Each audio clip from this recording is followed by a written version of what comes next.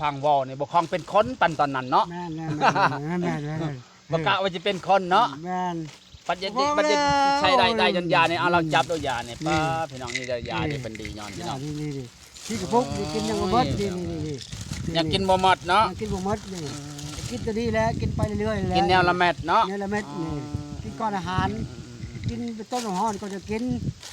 บ่ได้เอากินยาแล้วเอาน้ำห้อนเอา โพลิติน ลอง โพลิติน ลองไป เอ้ยนี่แหละ กินก้อนอาหารนี่ กินก่อนอาหารเนาะตอนเช้า ชิบนาทีเลย กินมื้อละเทื่อเลย2เทื่อกินเนี่ย ฮะ กินแต่ตอนเช้าบ่ ตอนแรง กินแต่ตอนแรงอย่างเดียวนอน เช้าตอนแรง ถ้าเช้าตอนแรง โดยเอาเที่ยงบ่ได้กิน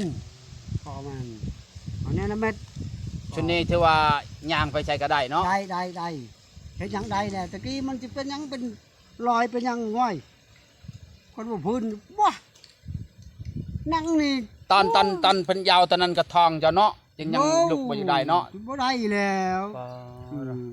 พอสิของบ่มันเป็นอะไรได้ หักยานี่ชุบตลอดบ่โชว์นี่เจ้านึกว่าหักชุบใหม่นี่บ่วะ บ่ก็ชุบก็มันหนักหลายกับป้ากันเด้มันก็ชุบ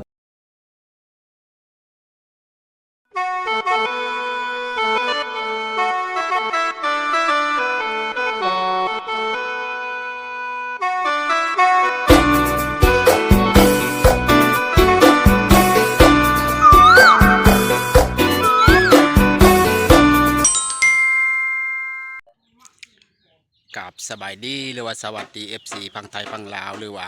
ต่างประเทศก็ยินดีเข้าสู่2 บาทน้ำพามวลอีกแล้วพี่น้องมื้อนี้ก็จะไปหา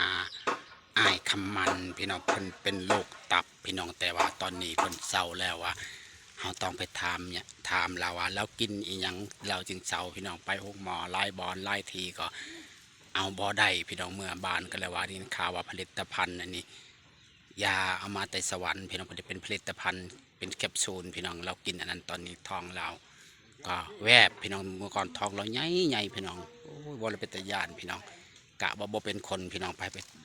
ต้องศึกษาชีวิตเราต้องไปถามข่าวว่าเราเป็นจังใดแต่ตนแต่ต่อพี่น้องว่าเป็นจังใดแล้วกินยายังมันจึงเฉาพี่น้องไปเบิ่งนำกันเลยสบายดีสบายดี สบายดีตนาบัน มาพบพ่อหน้าพ่อตาเนาะ โดยเป็นอะไรพญาเดี๋ยวนี้บ่ งานก็ตะกี้คือว่าโซ่หลายปีเลยเจ้าเนาะเดี๋ยวนี้คือว่าขับรถขับลาได้แล้วบ่เฮ็ดให้เฮ็ดชวนได้ด้วย ได้ตะกี้มันนั่งก็บ่ได้นั่งก็บ่ได้ตะกี้นั่งคือว่าเฮ็ดไปชีเถิกบ่แบบว่าเขานั่งมันทองมันใหญ่นี่หลักจากบ้านนี้เอากินไปอันนี้มันยอบแล้วเนาะอันนั้นเสนอแล้วก็ยอบแล้วเนาะยอบแล้วบัดช้ำไข่เป็ดผู้แล้วกระดูก ตะกี้เห็นบ่แม่นบ่เป็นตาย่านเนาะโยกสยานแล้วจะแตกคนนี้ จะมันระเบิดบ่อย่าระเบิดเนาะมันเป็นต่างหมอเนาะเป็นบ่คือหมู่ว่าเป็นจักปีแล้วแต่เป็นนี่ว่าระยะนั้นก็เป็นก็แต่เริ่มเป็นตะกี้หั่นเป็นตอนเริ่มเป็นตะบิดมันเป็นจังไดจะเริ่มเป็นตะบิดนั่นน่ะมันใจพืชแต่ทองมันทันใหญ่แล้วแต่ว่าเริ่มเป็นตะบิดให้ใจพืชบ่มันใจพืชแล้วบัดนี้มากหัวใจตีบเขาว่ามากหัวใจไปตรวจฮะมากหัวใจตีบเขาว่าไปทำงานแล้วจากนั้นไปนอนหมอแล้วก็กินยาไปก็เช่ากับท้องมาเป็นที่ดอกท้องดีว่าตอนว่าให้ใจพืชมันอยู่ระยะจักปีมันเริ่มท้องใหญ่ฮะเป็นระยะบานี้รถปีกว่าใหญ่บานี้ท้องเบ่งขึ้น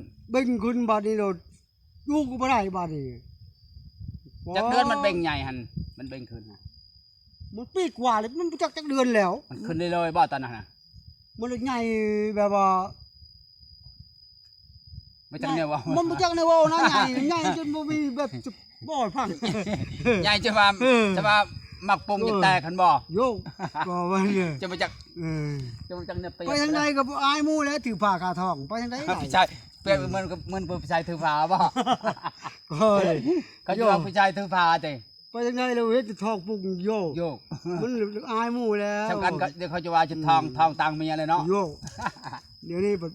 เดี๋ยวนี้เฮาพลิกกระโตเฮานอนก็เอามอนเอายังมาโมนแล้วเขาเนี่ยมันนักบ่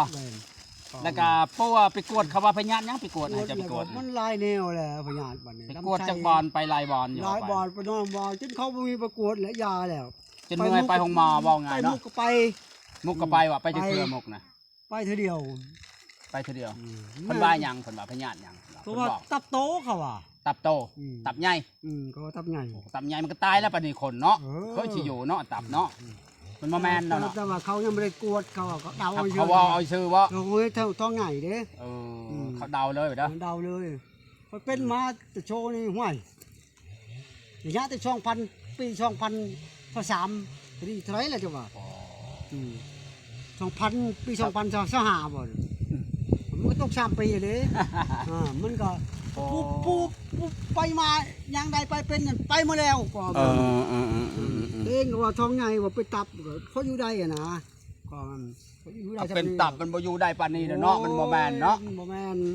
ตับนี่มันคน2-3 โอ้ยมันก็เดือน เนาะ นึงกว่านี่ก็ไปแล้วแม่นเลยแล้วก็ติดต่อยาในใช้มีก็บ่น กินทั่วมาไปเด้อ แล้วนี่งานนี่ก็ไปหาเนี่ยเท้าหาแล้ว สักยากระชัก ซัก เด้อ สักพัดก็มัน ก็เป็นอะไร ก็พ่อทะ ไป เลา จักหมอหืดไปจักหมอยาวก็ปานนั้นไป สั เด้อก พัดเฮ็ดลายเนี่ยในเฮือนในชาญในไม่ให้ในนาแต่ไปหมดในเฮือนในชาญใน โดย พอมาให้ได้แล้วเอาเป็นเลยเดี๋ยวเช่าหลังจากนั้นเลยก็ติดต่อไปนานในยากระเพาะกระแพบ่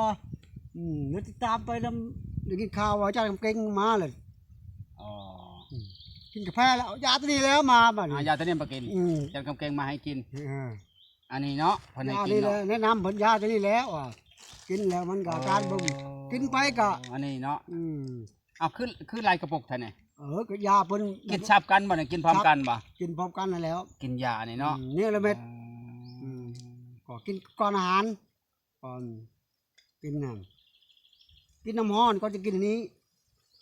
ก็กินต้มน้ำร้อนกินพออุ่นแล้วก็กินยาที่ลงไปแล้วกินน้ำร้อนก่อนแล้วกินไปแล้วบัดนี้หลังจากนั้นมันบังคับออกร่างกายของเฮาพยาธิที่ตกข้างนะออกมาอย่างนี้ออกมาเป็นเลือดที่ ไทยเลือดแบบว่าเหนียวเบานะและออกไปอยู่เป็นน้ำลงห้วย เหนียวเอาฮะกินยาเนี่ยบ่เหนียวเอา แม่นกินยาตัวนี้ออกไปเลยโว้ยเป็นตะยานยอดมันไม่ได้เป็นน้ำมันเป็นต้อนยาวคือแบบเลือดไก่ปาดข้อไก่นี่ ทายออกบ่เลยเว้ย บ่เฮาเหี่ยวไผเบานี่แล้วมันออก เอาน้ำเหนียวบ่ เอาน้ำเหนียว มันเอาเป็นตอนน้อย เอาไปตอนยาวเป็นเส้นแบบเส้นผมมานี่แหละ ๆสั่งเป็นเนาะ โอ้มันออกบ่ครับประหยัดเด็กบ่ครับตัว สั่ ซาง น เป็น ซาน เนาะ ตกข้างเฮาบ่เคยกินจักเทื่อตัวนี้แหละเป็นจังตัวนี้บอกกับแม่ละว่ากินยาตัวนี้ก็ท้อไปก็เลยว่าถึงชักหืดชักยาไปแล้วก็แนะนำยาตัวนี้ไปเลยกินไปตัวนี้แล้วก็บ่ว่าดอกทึกบอกก็ว่าทึก กระโบทึกเนาะ ว่าบ่ทึกก็ทึก พอลิตัน พออยู่ได้พพอมานะ มันอันนี้ว่าซื้อมันพอลิตัน จักทั้งแล้ว พอลิตันชื่อยานี่พอลิตันเด้อพี่น้องเดี๋ยวเพิ่นกินยานี่เนาะเป็นยาผลิตภัณฑ์เนาะ พัน ผลิตภัณฑ์กินยานี่ กิน เนาะ แล้ว กาแฟก็กินแล้วบ่ กินแล้ว มาจากบริษัทเดียวเนาะ แม่น กาแฟกินมันจากซ มั อน ง จบหนึ่ง แล้วไปเปลี่ยนตัวนี้บ่ แล้วเอาตัวนี้บาดนี่ ตะกี้กินกาแฟ กินกาแฟก่อน แล้วไปลองเอาตัวนี้ เอาตัวนี้บาดนี่นะ ตัวนี้หมด4กระปุกเลย หมดเลย ยังบ่หมดเนาะนั่นบ่ ยังเบิ่งเกาะเบิ่งแมทมันมันเป็นอะไรเนี่ย โดย มันเป็นอะไรบ้างเนี่ยป้าเพิ่นให้จำรีห้องเนาะ กัดบูดเด้ ยามันติง มัน เป็นแคปซูลเนาะ กับชูนเด้ มันเป็นแคปซูล มันเป็นแบบกระเพาะพยังไผร่างกายเลยแบบไผตับไตใช้พุงนะ เหมือนยาตันเชื้อเนาะแต่สีมันขาว แม่นแต่กระปุกก็จักเม็ดแต่กระปุกนึงอันนั้นยังบ่ฮู้กินก็มันกินนี่แล้วก็มันหอยมันถึกบอลมาเต กินเนี่ยละเม็ดบ่นี่ฮะ นี่ละเม็ด พร้อมกันในเนี่ยละเม็ดบ่ โดย กินเนี่ยละเม็ดเนาะ3กล่องในเนี่ยละเม็ดพี่น้องผู้ใดว่าเป็นพยาธิอันนี้เนาะเป็นพยาธิแบบว่าหับยามันถึกลายพยาธิเอาเนาะ แม่นเขาปัวลายพยาธิ ไป เนาะ ไปได้บ่เดี๋ยวนี้ออกไปให้ไป ตะ นะ กี้หันขี่ไปใส่บ่ได้จ้ะเนาะ บ่ได้เลย ชั่วโมงนี้ไปกินตัวนี้เนาะผลิตภัณฑ์นี่เนาะผลิตตันเนาะ พอไปพอมาออกน้ำลูกน้ำตาลนี่แหละออกให้ออกชวนไป ยาในชื่อมันบ่คือกันแล้วนี่นะ บ่แล้วจุกจะได้แล้วเพิ่นก็แต่งให้กับพญาเฮาเป็นนี่แหละว่าเพิ่นตรวจนะ ประมาณนั้น บ่คือกันเด้อสื่อนะ คนว่าเรื่อง คือกัน ห่วย คือกันแต่สูตรมันบ่คือ อั กัน น นี้เคยได้ไฟมีแล้วลูก7-8คนแหละเขาเนี่ยว่าผู้ชายไม่เช้าเนี่ยดูของ2คนนี่ว่าจัดเมียป้าอะไรยังบ่ได้ก็บ่ได้ หักเมียเจ้าก็ดีเนาะคำบางคนเขาทิมแล้วเนาะชัวร์บัดนี้เนาะ ทิมแล้ว เอาเมียบ้านใดเนี่ยเจ้าเนี่ย เห็นบ้านนี่แหละบ้านเดียวเฮาเองเนาะ ก็ คือว่าแล้วคนทำบ่คือกันเนาะบางคนก็เบิ่งแย่งเนาะเป็นก็เป็นกับเฮาเนาะ แม่น ทิมบ่ได้เนาะ แม่น เป็นกับเฮาเองได้ชัวร์กับพัวเฮาเนาะ ผู้ ดี คนนี่มันทิมแล้ว ทิมแล้ว บ่ เราก็คิดให้ลูกเนาะหลายคนเนาะ หลายคน ได้อยู่นำเนาะ อืม อ่ะขัดโชว์ก็โชว์ไปเฮาว่ามันเช้าก็เช้าเนาะ ขาดสิบ คือ ตาย คอยนี่ก็โชว์เกือบตายคือกันก่อนเลย นี่แหละเดี๋ยว หลอดตายคือกันไม่ แม่น คอย แม่น นี่ แม่น เลย แม่น ป้าพี่น้องเอ้ยเราไปกินยานี่เศร้าพี่น้องเอ้ยนี่ ลองเบิ่งไปเป็นคือ พอลิตันพี่น้องเอ้ยชื่อ นี่ นี่ นี่แต่ก็โอนนี่เด้ทองนี่นี่สิตัวไปชังนี่ พอตะกี้ทองใหญ่เนาะ กำสิบื้อนี่จนกำหุ้ม ซ้ำ นี่ ไข่เป็ดสิดื้อเดี๋ยวเนาะ เยื่องเบิ่งไฟนี่เอาไฟเยื่องเบิ่งนี่จุมันแดงคือนี่ก็ไม่แตกเลย นอนนี่ย่านเลยเอาแตกเดี๋ยวนี้นอนสบายบ่เดี๋ยวนี้ นอนสบายเลยเดี๋ยวนี้แต่ก็เอานอนตะแคงนี่เอานอนตะแคงนี่เอามอนมาห่อเลยว่าเด้ นอนง่ายได้ว่า ง่า จะ ยว่า นี่ นี่เด้อบ่ทันใจกันแดนเด้เดี๋ยวนี้สบายพลิกจะได้ก็ได้สบายแล้วมันเบาเลย ไปตรวจเพิ่นว่าโรคเป็นตับเป็นหยังเนาะ เออก ะว่าบ่เช้าแล้วเนาะตัวเองเนาะ แล้วไผสิ เป็น ของ ตับแล้วไผสิคล้องเนาะ อืม บัดพ้นสุดท้ายไปดีนะมันนี่นะผลิตภัณฑ์ตัวนี้เนาะ พอกินยาไปนี่ใช้องค์ชีหมดแป๊ดบังในเฮือนนี่พอสิตัวเอาไปยัง ผลิตภัณฑ์อันนี้ว่าพองว่าบ่ดีก็ดีเติบได้นี่เนาะ อ้าวดี คือใจเจ้าเป็นนะบ่คล้องสิเป็นคนเนาะ แม่น โอ้โตว่าบ่เชื่อก็เชื่อเนาะ ชื่อแน่ หักหลายคนก็เศร้าเนาะ แม่นลองเบิ่ง มันบ่แม่นยาเด้เนาะแบบบำรุงเนาะผลิต ไปบ่ ภั เป็ ณ น ฑ์ หมูดอกไปบ่ร้องกับหมู ต้องลองเบิ่งเนาะ เบิ่ง กระปุกนั้นเท่าใดซื้อนี่ ห่วยมันพันไปอยู่แล้ว พันเท่าใดนี่ซื้อ 1,600ก็มี1,200ก็มี ฟังเว้านี่บ่คล้องเป็นคนปันตอนนั้นเนาะ แม่น บ่กะว่าสิเป็นคนเนาะ แม่น ปัจจุบันใช้ได้จนยาเนี่ยเอาเราจับตัวยาเนี่ยป้าพี่น้องนี่ได้ยานี่เป็นดีย้อนพี่น้อง นี่ที่กระปุกกินยังบ่หมดนี่ อยากกินบ่หมดเนาะ กินบ่หมดนี่กินตัวนี้แหละกินไปเรื่อยๆ กินแนวละเม็ดเนาะ แนวละเม็ดนี่กินก้อนอาหาร กินเป็นต้นห้อนก็จะกินพอเดียวกินยาแล้วเอาน้ำห้อนเอา โพลิ น้ำ ติน ลอง โพลิติน ลองไป เอ้ยนี่แหละ กินก้อนอาหารนี่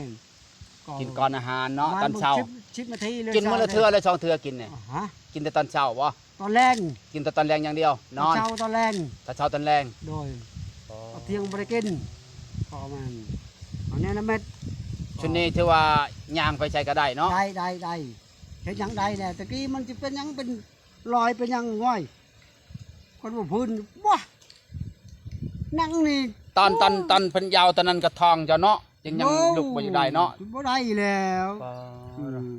พอสิของบ่มันเป็นอะไรได้ หักยานี่ชุบตลอดบ่โชว์นี่เจ้านึกว่าหักชุบใหม่นี่บ่วะ บ่ก็ชุบก็มันหนักหลายกับป้ากันเด้มันก็ชุบนี่แล้ว ปะบ่ได้เนาะ ป้าตัวนี้บ่ได้เอาเคย แม่นว่าเขาบอกปะยาเนี่ยปะเมียได้ วะ นี่เขาบอกให้ปะยาเนี่ยปะเมียดีกว่าแม่นบ่ จังว่า จังว่า แต่คือตัวเองนี่กินบ่ได้แล้วปะบ่ได้แล้วเดี๋ยวนี้ เมียก็ปะบ่ได้ยาก็ปะบ่ได้เด้อ อะไรหมดแล้ว ปะเมียแล้วไผสิให้อยู่ให้กินเนาะ แม่แหละ ไผสินึ่งข้าวให้กินเนาะ แม่ๆอันนี้ก็ แล้วเอาตั้งซองจองยางไว้เด้อ แม่นออกไปน้ำเลี้ยงลูกน้ำร้านนี่แล้วเดี๋ยวออกไป เฮ็ดก๊อกๆแก๊กๆเนาะออกกำลังกายนำเนาะ พอได้